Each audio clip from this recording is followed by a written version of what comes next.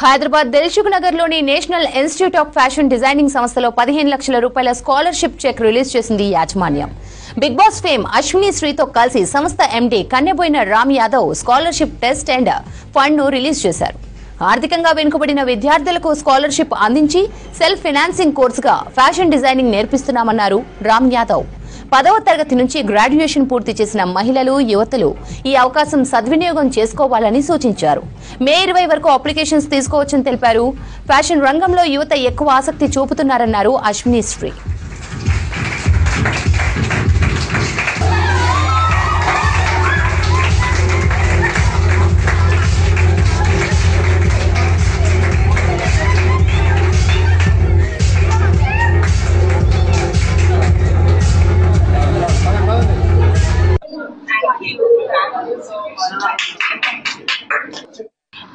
అమ్మాయిలు ముందుకు రావాలి, అమ్మాయిలు చాలా ఇంకా ఇంకా హైయర్ లెవెల్స్కి వెళ్ళాలి.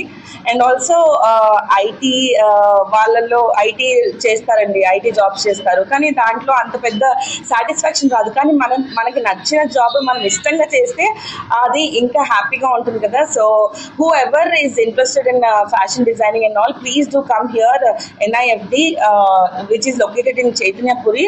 కమ్ అండ్ వీలైతే డెఫినెట్గా మిమ్మల్ని హెల్ప్ చేస్తారు, ఎంకరేజ్ చేస్తారు. Thank you so much. గత సంవత్సరంలో 12 లక్షల రూపాయలని మనము స్కాలర్షిప్ రూపంలో 80 మంది విద్యార్థులకు అందించాము.